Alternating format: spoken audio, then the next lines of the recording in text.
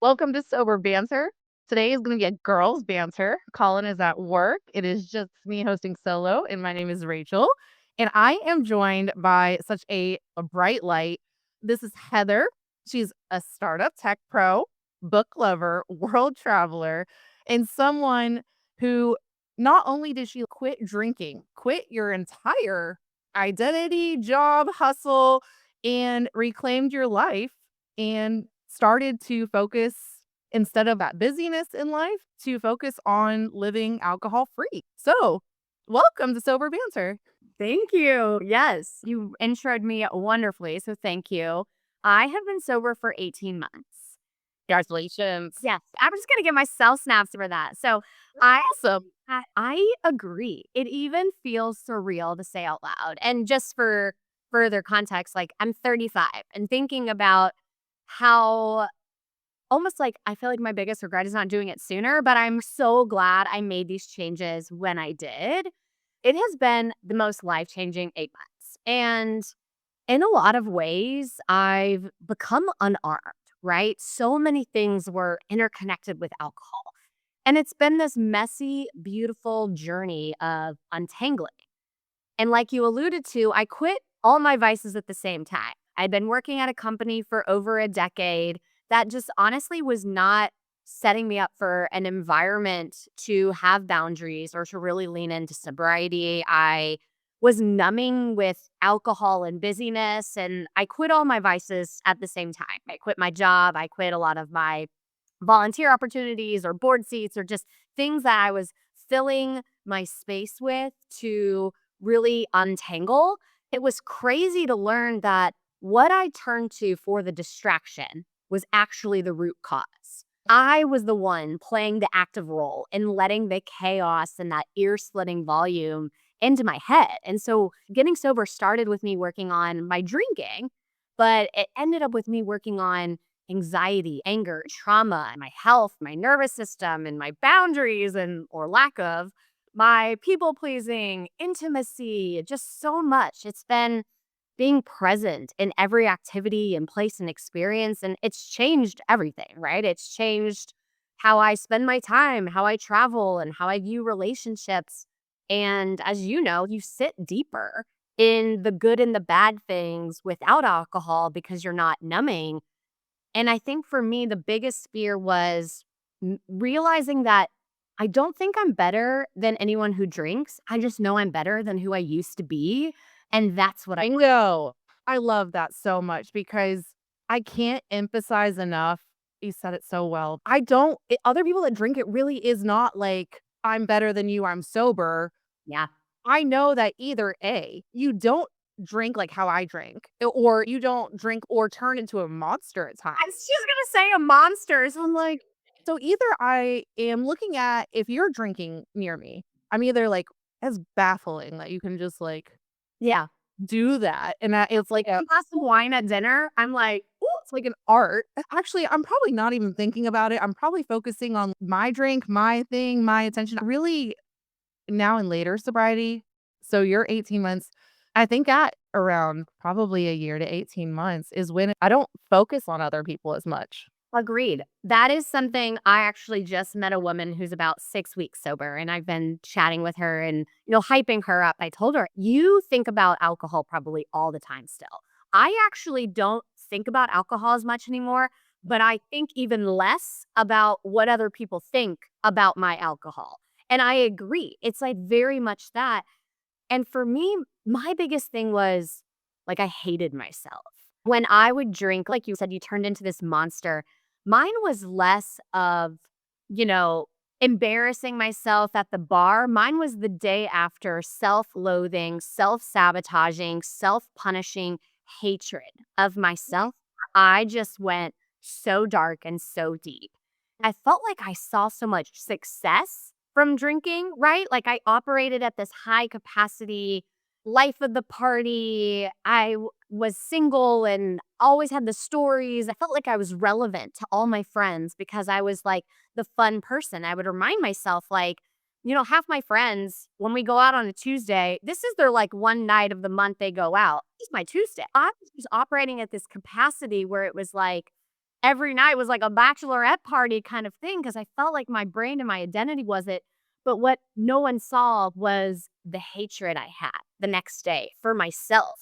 I was so scared that I was going to lose these things that I loved about myself. But I actually realized the best parts of myself are still here and were highlighted even more when alcohol was removed.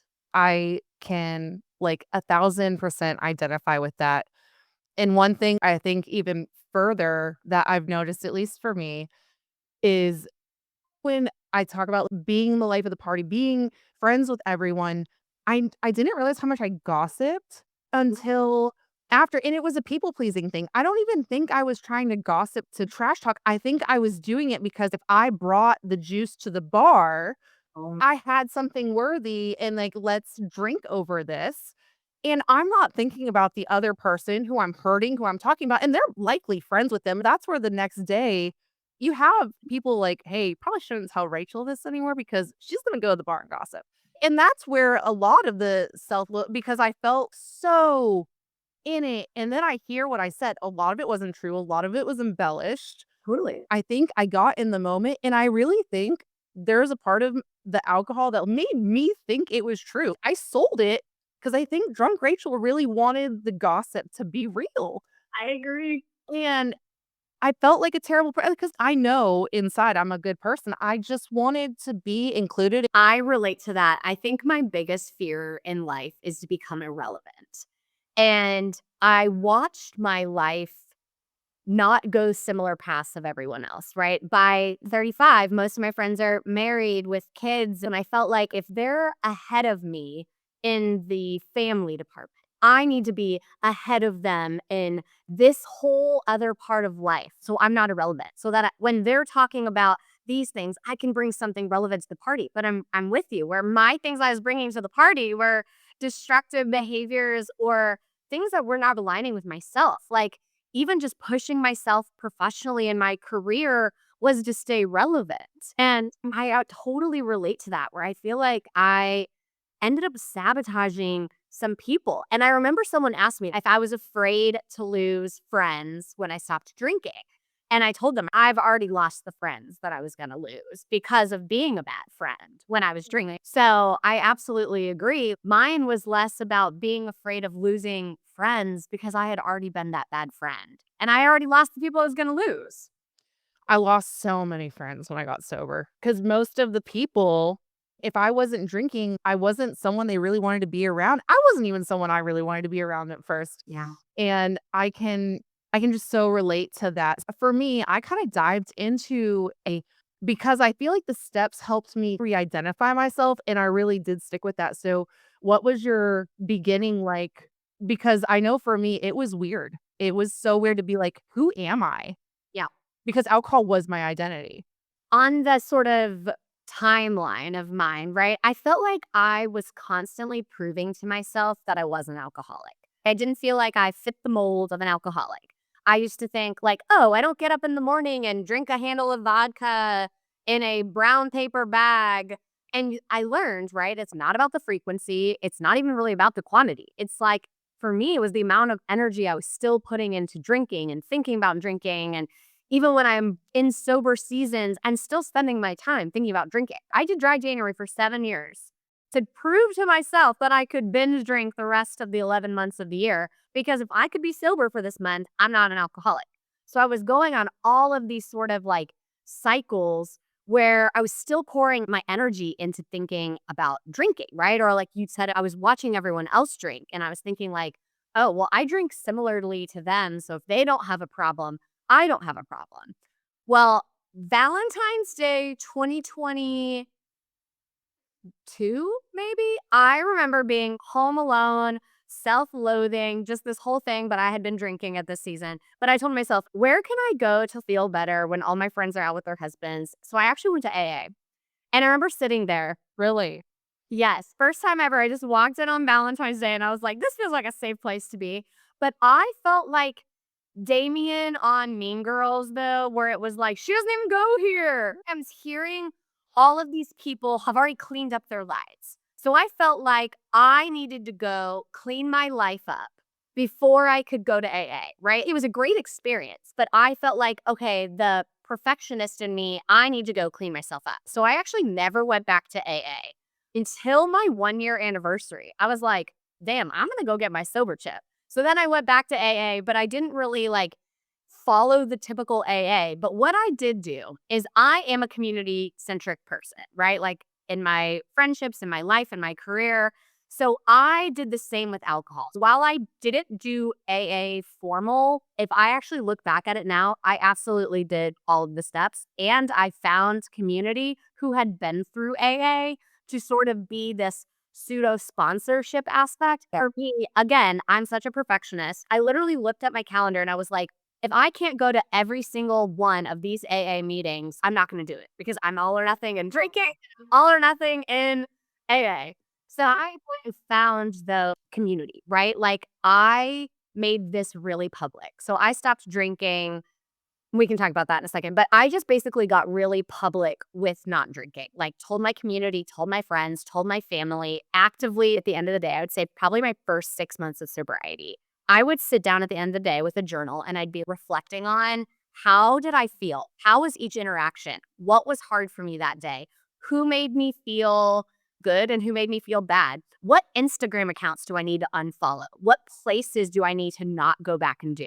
On the separate side of it, I would write down the first time I did something sober. It was like, okay, my first wedding sober, first bachelorette, first girls trip, first movie without a drink, your first concert. I feel like there was half the time I would do things just to have an activity to drink at, but then I wanted to reward myself for doing them still and learning, okay, Heather, you still like concerts. Heather, you still like movies. Heather, you still can go on a first date without having too many martinis. I started writing all these things, but then I started setting up my environment a little bit better, right? It came with boundaries. Who is easier to be around? Who do I feel like I need to drink to be around? Then that person probably doesn't need to be in my life. And that's kind of also what led me to quitting my job. I didn't feel like my physical environment, I could set up some boundaries because I had been there for 10 years. They had known me as the drunk crushes the happy hour with clients kind of person. And so I felt like I couldn't do this rebrand, but my community, I either kept my same community who was like accepting of this, but then I actually did find sober community as well.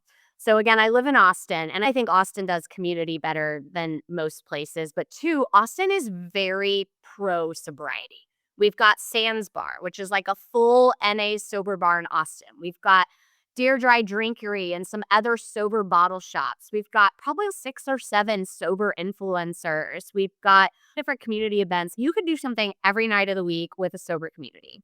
And so that really felt better for me. So I really leaned into that. And I met a lot of friends through that. And then I started inviting my community into those spaces. And then I started learning a lot of my friends actually thoroughly enjoyed my sobriety because it gave them permission to also not drink.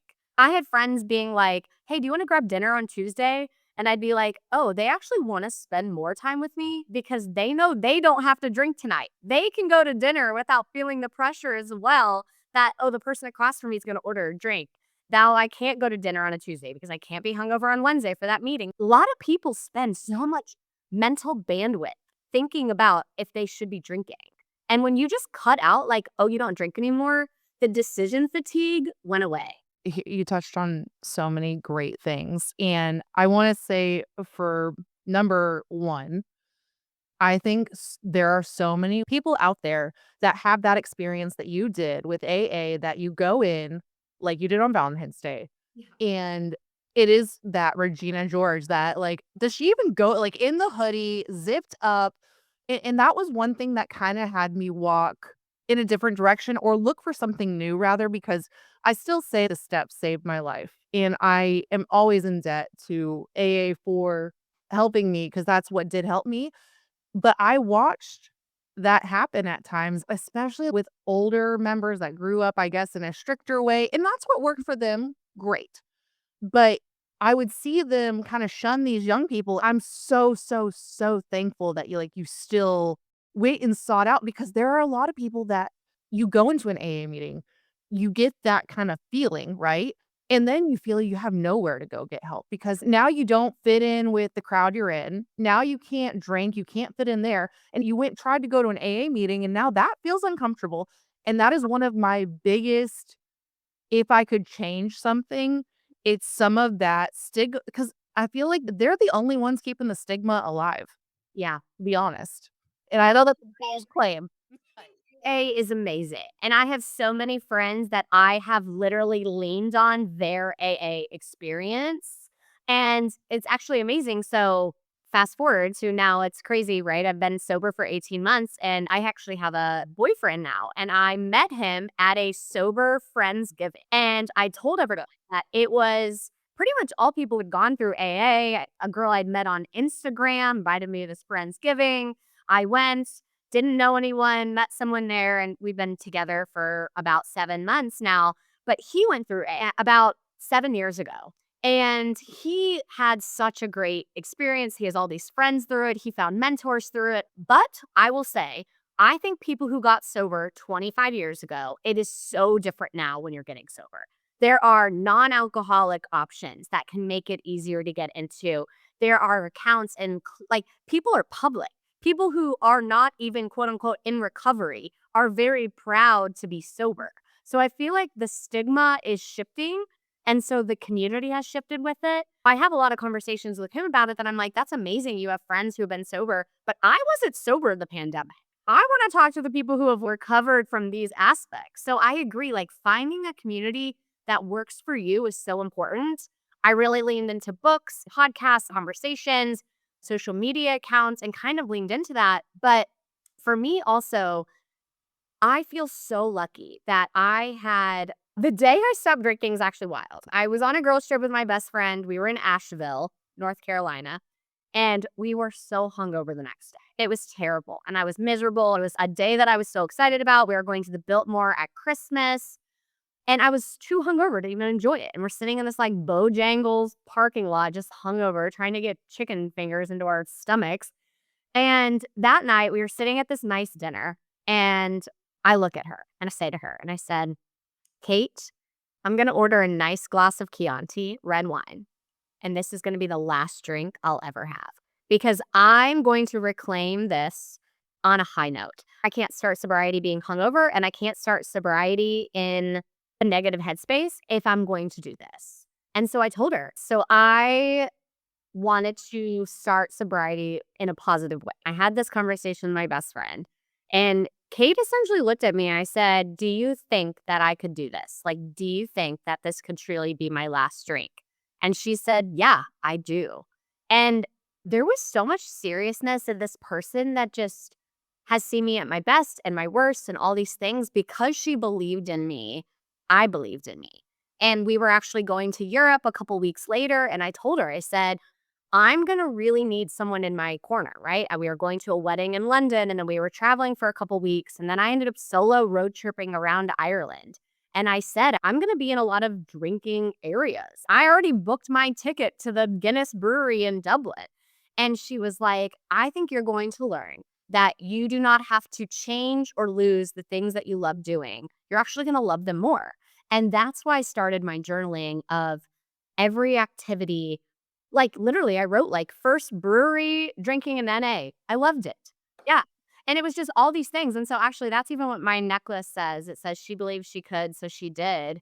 And that's like a shout out to all my friends. And that's why on my 1 year anniversary, I actually threw a sober party for myself because I think not just babies or weddings need to be celebrated. I did something that I had worked my ass off for that had taken so much intentionality and time and energy and space and research and thoughtfulness. Like I said, I upended my whole life. I quit my job. I set up parameters, set up boundaries, but I wanted to thank my community because I didn't have to lose them and I wanted to celebrate them. So I invited them into the space. We rented out Sober Bar, which is a full non-alcoholic bar, and had a party. There's 65 people came and it was amazing. People celebrated me, but they learned so much about sobriety themselves and how to have fun without alcohol because that's the thing is I just think so many people use alcohol as a filler because we actually don't know what we like to do.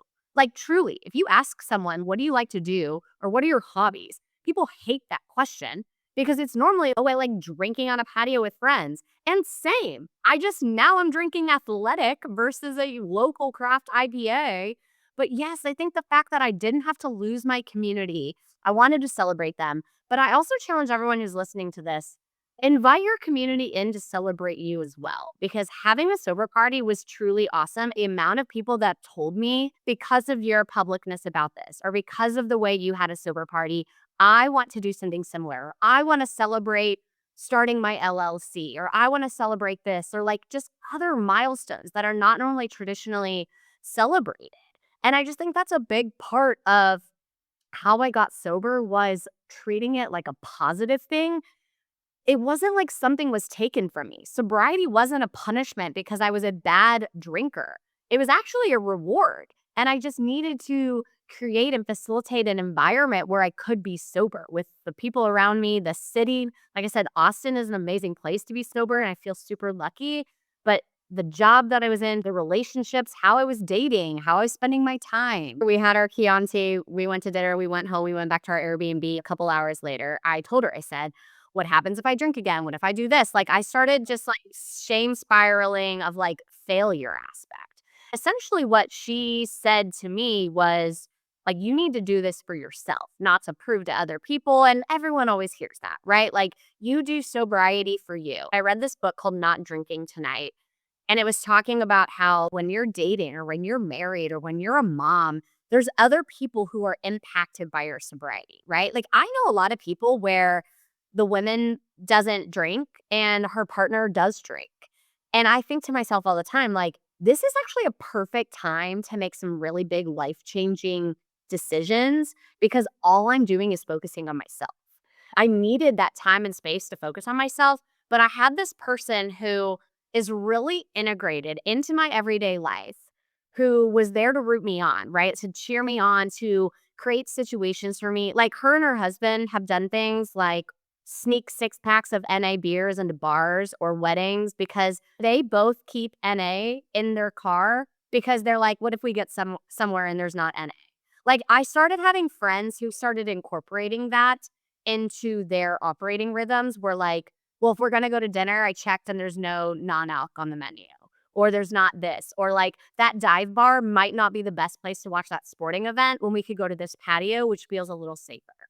And so I feel like I started having people honestly like allyship and advocate for me. And it started with being that vulnerable with her. But yeah, I think really just reminding myself that, like, someone asked me 6 months in, they said, if you had to summarize the last 6 months, what would you say? And I said freedom. And in a lot of ways, looking at it now, 18 months in, right, the newness of sobriety has worn off. But I get these little reminders every single day still of why life is better and why I'm a better Heather. And I remember telling this to her on my trip too, that I was like, my biggest fear is to like make sobriety my whole personality. I don't want to do this shift. But now it's so hard not to make my personality, because everything in my life is better because of it. I've sat on patios in a new city and it's 75 and sunny, and I'm drinking a Sam Adams NA Hazy and feeling grateful. I'm so glad I journaled. I'm so glad I invited people into it. I'm so grateful for progress and NA options, and that you can still travel and do things and try the local beers, because there's so many NA now. But I think freedom is the word that I would say I feel now, that if you're listening to this and you're not feeling free, like, alcohol might have a huge grip on that you have no idea. It's hard to look at situations throughout the entire day where I'm like, "Oh my god, I would have handled that so differently if I was still drinking." And I actually really relate to that. So the current season that I'm walking in is kind of a challenging one. I just lost my dog, which was like my child. And, he was 8 years old. 48 hours later, he unexpectedly died. My grandma died 48 hours later. And a couple weeks later, my house got pretty much completely destroyed in a storm. I have a rental property as well. And a couple weeks after that, her air conditioning unit, her hot water heater flooded her apartment, just like all this stuff. I remember thinking, a lot of my friends started checking in on me, and they were like, how are you doing? How's your mental health? How are you feeling? And I was like, I actually don't need a drink. And I think to myself, I could not have gotten through this if I was drinking. And I think a lot of people think that. Like, you're right. Like, alcohol is a masterful way to have an immediate shut-off valve. It gives you this excuse to be off. And I loved that, right? I loved that numbing. Like, alcohol is definitely my drug of choice when numbing, right? And there would be times where I would even go home and drink alone because I wasn't drunk enough by the end of the night to feel like I could shut off. And in this season that I'm currently in, where I'm just feeling like a lot of logistics and a lot of like sadness and grief, I know that I would normally not want to feel those things and I would numb those things.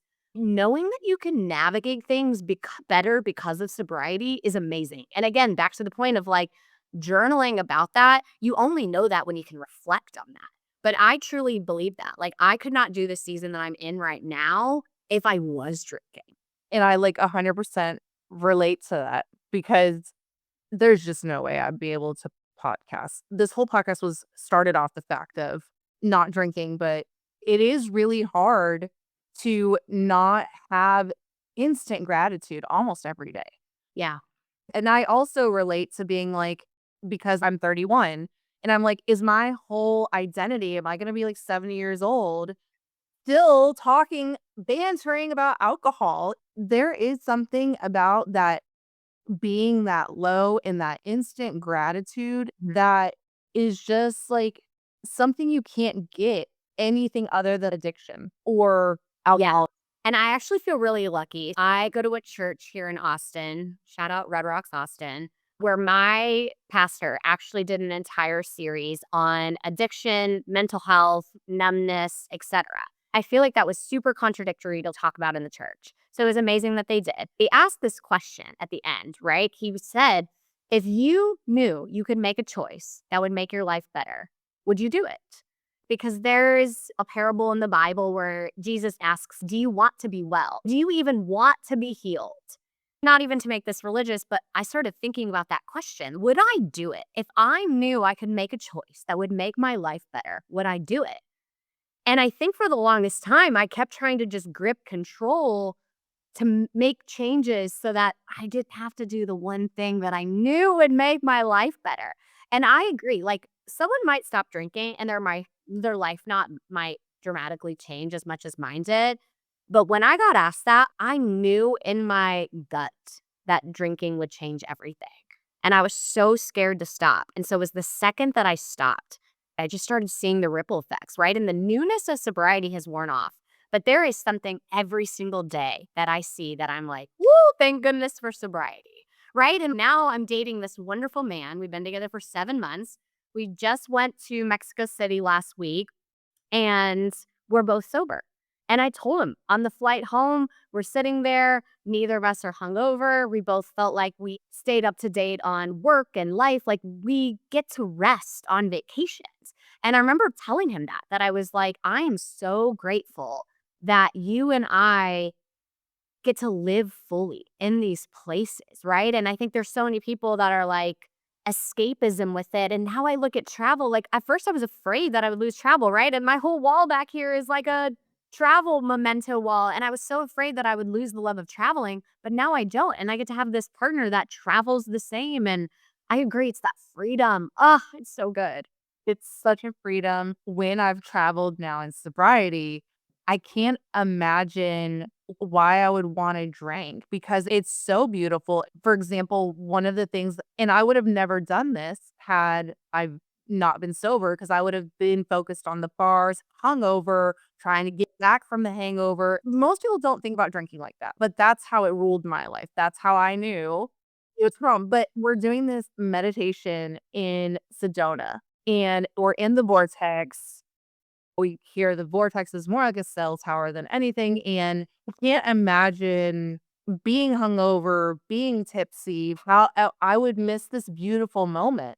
And I can't get it. Yeah, you sit deeper in the highs and the lows. But for me, it was also learning how to appropriately process my emotions, right? Like, shout out Brené Brown. She has the book Atlas of the Heart, and she talks about all of the different emotions we feel.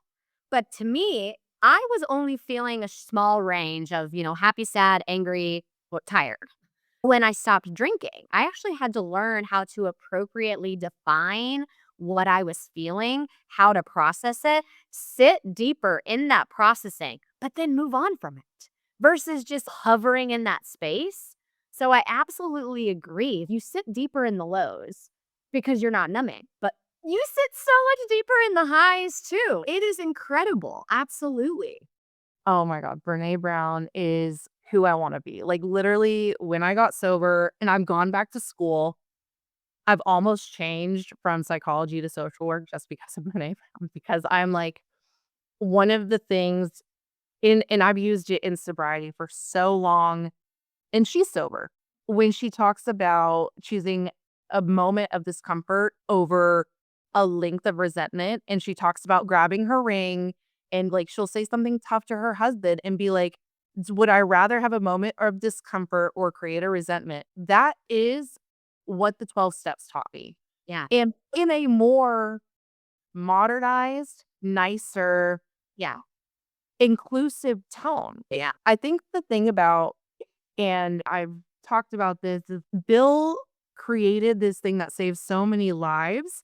The thing that people have now like clinged on to, I think, is like what's now hindering. It's like he said it's going to grow. Let it grow in the way it is. But people are like, don't touch or change anything. Everything's the same. And it's like, well, it's not the same though. Yeah. It's not. There were not cell phones when the Big Book was written, okay? It would be like giving the sex talk from 1920 Right. to someone in today's world. Absolutely.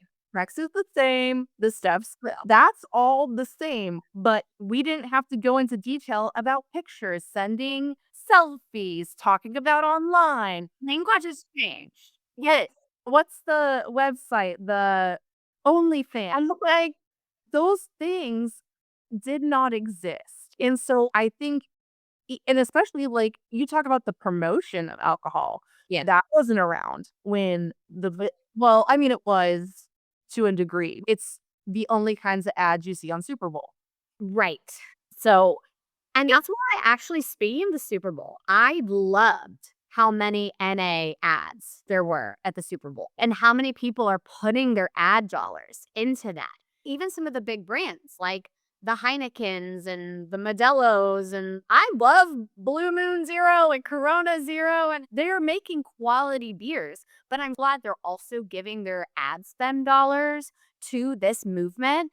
And it's funny because my brother actually has a brewery, and he's told me the last few years, dry January kills us, but we are seeing in general, he's in a vacation town in Florida. He's like, people are not coming on vacation to rage anymore. They might buy a six pack at the bar, but they're not spending their day on vacation holed in at a brewery as much. Like people are just changing. And I think there's seasons for that, right? And that's why I always tell people, especially when I was dating, I would go on a date with someone and I would tell someone like, "Oh, I don't drink." And you just watch their reactions because they're having their own internal dialogue, right? They think one, I'm either saying that I'm better than them, or two, that I have my shit together and they don't, or three, they're thinking like, "Oh, did I drink too much? Did I do this?" I've had so many men pretty much ghost me the day after a first date because they were like, "I kind of went to bed hungover and I couldn't remember everything I said. And so it was easier to ghost you than to acknowledge that you were sober and remember everything and I don't." And it's crazy because I'm like, I didn't say anything about your behaviors. I didn't actually care that you had a drink or five at dinner. And it's like back to what you were saying at the beginning. It's just, I know that I like Heather sober better than I liked drinking Heather. honestly, one of the things I say to people, if they like, I don't have it commented very often anymore. For anyone listening that's new or anyone you work with, I try to go back to that 6 weeks, and it was very different. When I'm talking about the way I think about alcohol and like my identity, it's evolved so much. Like at 6 weeks, I was very hot and cold at times. Oh, I needed so much rest. I actually told that to someone the other day. She was not 6 weeks in. And she's like, I'm having a lot of mood swings. I feel like I'm grieving. I agree. That's where A is amazing. Acknowledging that there's different seasons and steps and phases in a very methodical way. You're grieving something. You're also probably really angry. You're sad. You are feeling shifts in where you used to draw energy. That is super real. So I agree. For anyone who's listening to this, that's like 6 weeks in, I feel like my first 6 months was the tumultuous unlearning season. Like of just, ooh, I need to process that, or I need to write that down, or I need to navigate that. But it was kind of stay alive the first 6 months.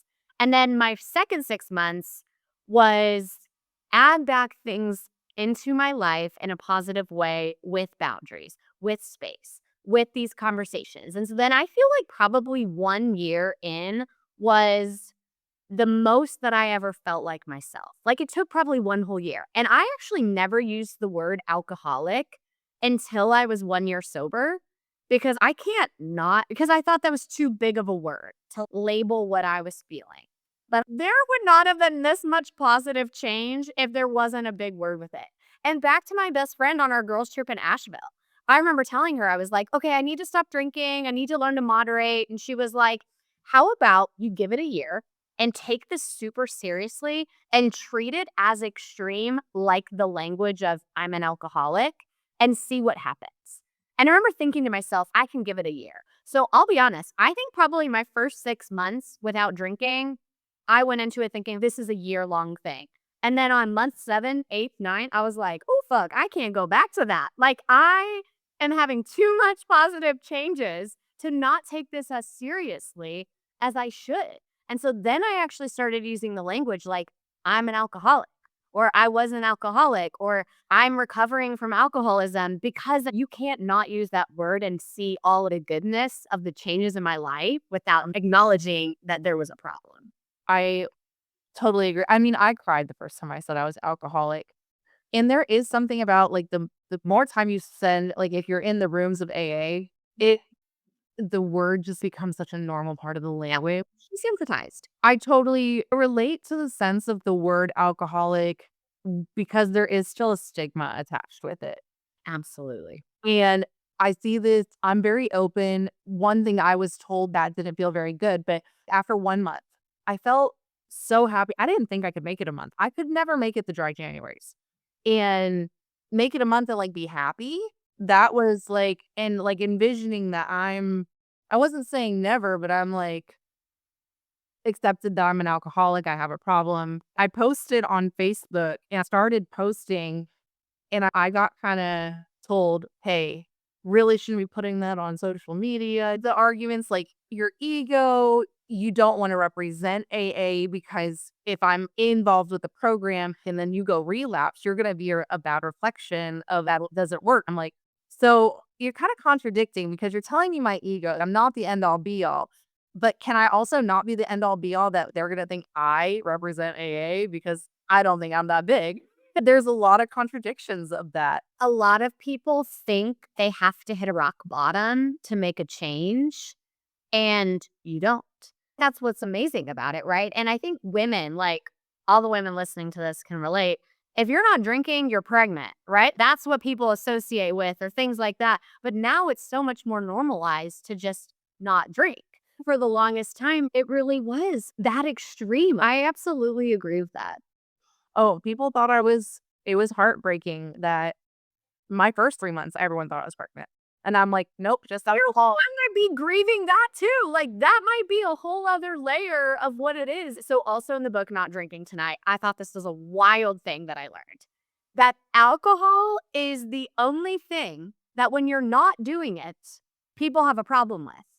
Like if I told people like, oh, I don't smoke cigarettes, they'd be like, great. Oh, you don't drink? Why? And it's like telling someone like, "Oh, I don't want cheese on top of that." They get to like ask me these questions like, "I just told you I'm not drinking or I don't drink." But people think that that is a topic that is open for discussion. So then I started really trying to figure out like what is language that I feel comfortable with. So I started saying things like, "Oh, I went pro and retired early," or like alcohol is not working for me in this season of life, or just like I'm a better version of self. Like trying to find that language around it. But it is so funny how many people think that they can ask you, like the amount of people that were always like, "Oh, did you get a DUI?" I'm like, whether I did or didn't, it's none of your damn business. Like, and whatever at a Thanksgiving, I don't even really know you. But people think that they can ask you these questions. So everyone wanted to know about my rock bottom.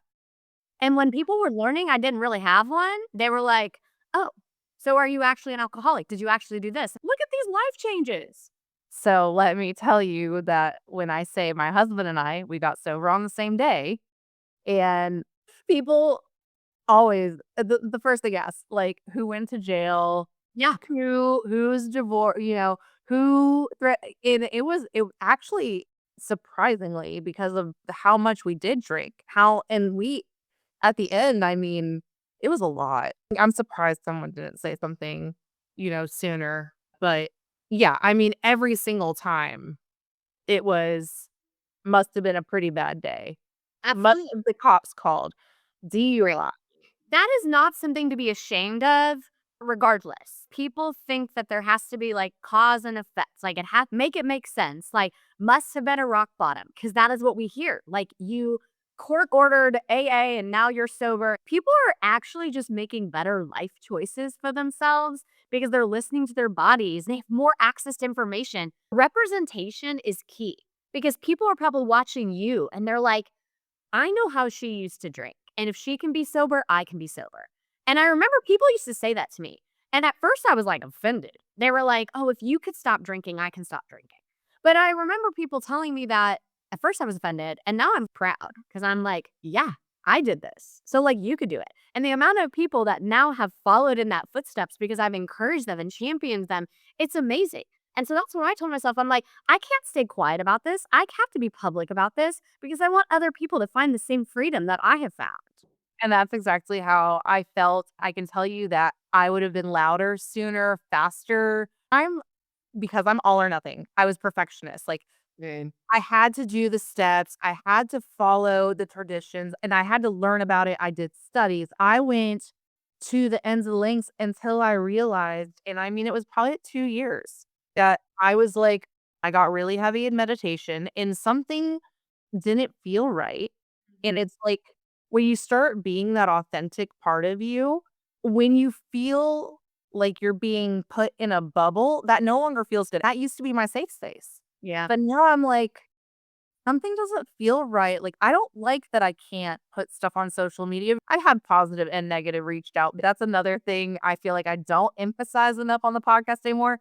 Not everyone likes when you get sober. The most people that don't like that you get sober are the ones with a problem too, because either A, they lost their drinking buddy, or number two, they don't want to realize that they have a problem. And if you have a problem and we drink the same, what's that say about me? I'm not saying anything about you. This is a me choice. I remember someone told me, that I would relapse. Like, I mean, they were like, at deep down, you're a drinker. You only know how to live without alcohol. They were shocked every year. I agree. I feel like now I'm at this place. It's such a lifestyle thing. I'm past the proving to other people that this is going to stick. But I also remember when I stopped drinking, the amount of people, especially women, were like, oh my God, you're going to save so many calories or you're going to save so much money. I still needed my sugar intake. So I got so much more into sweets, which is so real, right? Like the pipeline from alcohol addiction to sweets is so real.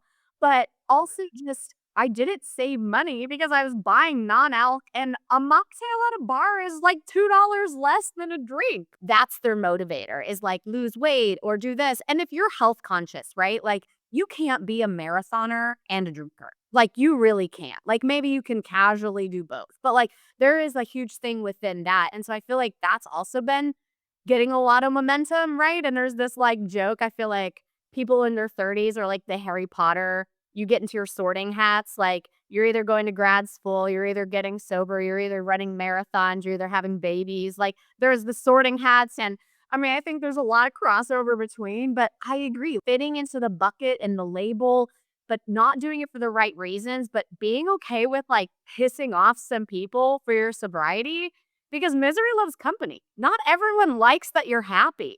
And I think that's why I wanted to have a 1-year sober party. And I even heard some grumblings at my 1-year sober party of people kind of being like, this isn't really fun. Can we go somewhere where we can have a drink?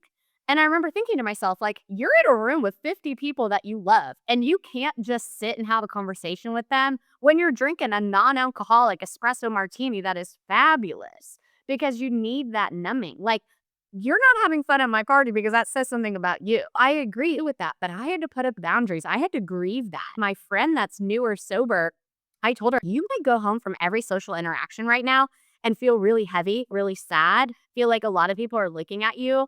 That was really normal. That was my first 6 months. The second 6 months, it was really positive. Things started flowing back in. People started realizing, oh, this is a lifestyle. They weren't waiting for me to relapse or have the flip. And then they were like, oh, now we can catch Heather on the fun time again. One of my best guy friends actually said to me, you are still the life of the party without alcohol. I remember being like, that's a sentence to you, but that is affirmation to me. Like, that is what I needed to hear. I was still dancing on a bar top at a bachelorette party, and people were like, we didn't even realize you were drinking. Those are the affirmations when you start learning. I didn't lose part of myself. I actually gained so many amazing things. I 100% I feel like I gained myself because alcohol, it drowned me in the alcohol, and it made me not to even just mention the fact it's literally a poison.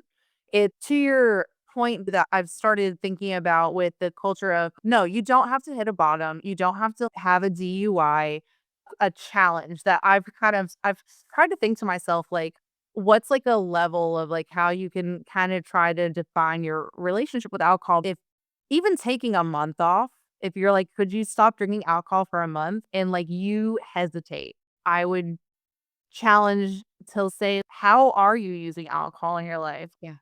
Other things is, can you go to dinner and not order a drink and be okay? Right. If you're saying no to that, I'm not saying you're alcoholic. There's not a litmus test. Agreed. I literally was like, Chat GPT, am I an alcoholic?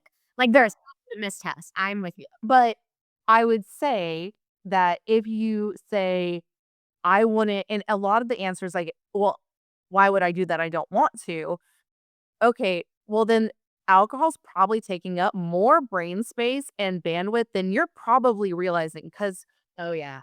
I didn't realize, like you had said, how much it's waiting for 5 o'clock, waiting for the weekend, waiting for that. Israel fatigue is so real. How many drinks have I had? Have I drank more than everyone else? Have I had any water? Do you think I can still drive? Would Uber be surcharging? What time's I meeting in the morning? Do I need to do this? It's like, that's 12 questions while I'm just waiting at the bar for my next drink. None of those anymore. And literally, that's what the book Not Drinking Tonight said is when you're actually trying to drink moderately, you're actually making even more decisions. But when you make the decision that, oh, I don't drink, the end, you just removed all of that decision fatigue. But I'm with you, the brain space. Like then my first 6 months without drinking, I thought about alcohol so much. And now that's why I feel like freedom is the word that I use because I have relieved all of that brain space that was consumed by alcohol. By either wanting to drink, is it 5 o'clock yet? What am I going to drink?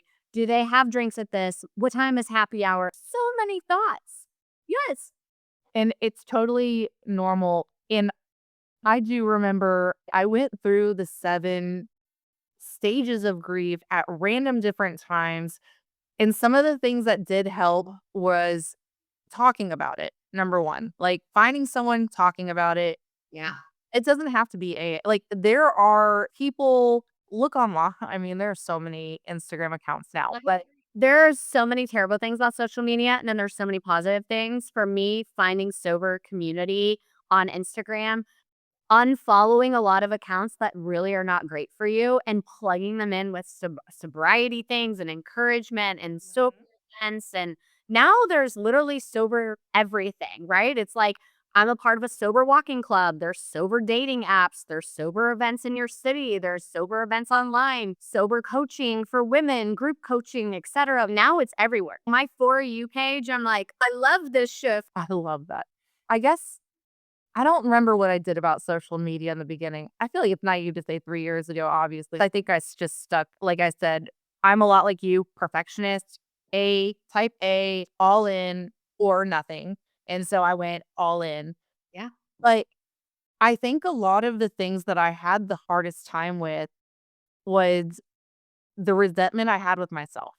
And that's where in AA, they talk about that a lot. I don't think that I'd ever heard that before sobriety. I didn't even know you could have that deep of a resentment with yourself, but it took time for me to see that all those stupid things I said, all those stupid things I did, all that gossip, all those bad things. Yes, it sucks. And yes, I wish Right. I hadn't hurt anyone. But at the same time, had those things not happened, I might not have realized I had a drinking problem. You regret something, but also be grateful that it motivated you for a change. I very much agree with that. And I think everything in sobriety now, it's not making my entire life about being alcohol free, but I can see the two roads that it would have been. And it's just so hard to not instantly be so grateful. Yeah. I know we're approaching the hour, and I just wanted to hear if there was one main thing about sobriety that's a huge misconception, what would you get rid of? If you could tell someone one thing that you probably didn't expect about sobriety is My gut reaction to share is again, not everyone hates themselves. Like, I just kind of thought that everyone walked around in sort of like their own self loathing and numbed the way they needed to because life is hard. So I kind of just thought that everyone was like doing their best. And I think people are, but not everyone hates themselves. And so I think, again, cutting out alcohol is not taking something away from you. It is literally not a punishment, it is a privilege, it is a reward. There are a lot of people that I do not think that they might get sober in their lifetime. I think that's scary and I think that's sad. So I think if you are working on sobriety, you're giving yourself literally your life back. Like you are so much closer to freedom because not everyone hates themselves. There are really people who are going around and finding freedom and gratitude. I just didn't realize that. I guess I thought that everyone hated themselves and we were all just numbing through life. And that is just not the case. I really want people to do it for themselves because they know that they need that freedom. And I think that's the amazing thing is I obviously now believe that I can be sober. But I also now know that I deserve to be sober. Like, I deserve to be free. I deserve to love myself. Like, I deserve to be happy and feel alive. Like, I want to be alive and free. I didn't feel like I deserved that for the longest time. And I also think that's why I'm now in really healthy relationships and friendships because I deserve to be loved. I'm allowing other people to love me the way that I want to be loved. And I think for the longest time, alcohol was preventing that too. So just realizing like you can do it, but you also deserve it is something huge. yeah. And I think you framed it a really good way. Instead of thinking this is a punishment, it's not a punishment. Like, I've even thought about challenging people because in the beginning, I had this like part where I hated alcohol and I wish it was like banished off the planet. And like, I don't feel that way now, but there was a day where I was just like, it like was ruining people's lives, it's ruining my lives. Like, both my parents are alcoholics. Like, I mean, I had this whole, but that's like your 7 stages, right? I think knowing that you can step away from it and it doesn't have to be negative, it can be like, "Hey, what if I just tried not drinking?" If you subbed it with cocaine, if everyone's like, "Hey, do you wanna go get some cocaine after work?" Would you blip out? I mean, it's still a drug, it's the same drug as, like, but drinking's just normalized. It's the only drug that people ask you why you don't do it. "Oh, sorry, I had too much cocaine last night." Look at you like you were sideways. It's like, you get in deep enough in drinking, cocaine's around. And I mean, I got to the point in service industry where it's like and then you're like you get in your head like you had no idea how many people actually partake, and I thought this whole world was numbing to meth. Like, everyone does it. That's not true.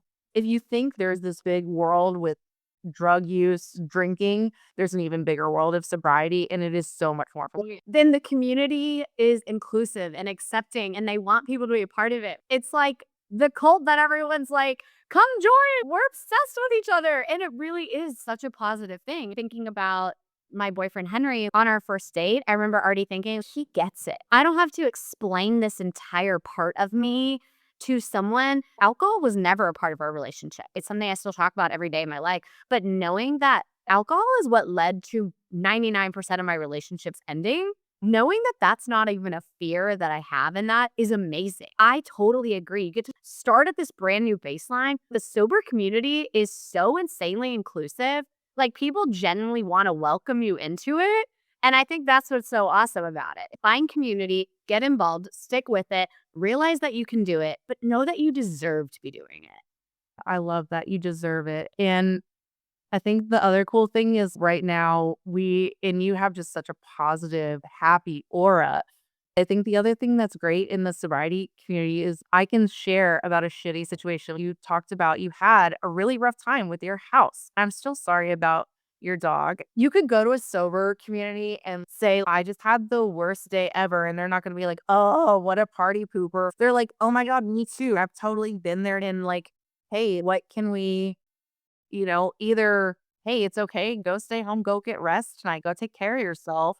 Rest in general is like something that I didn't like. There's a difference between hours of sleep and quality of rest and just having a restful spirit. That's what I found with alcohol. Again, there's so much goodness. If you're listening to this and you're like, should I do it? You're never going to regret it. You're only going to wish you did it sooner. I think the way I used to look at it is like my little one, because my son was 2 when I started, and he would have these growth spurts and he would sleep extra, right? Because during a growth spurt, usually hungry Yeah. and grow. It's the same in sobriety. I feel like when I had a big growth or a big realization, aha, I required more rest. And it was because it's growth. That's good. I am just so grateful. Thank you so much for this entire time that you've given to the podcast.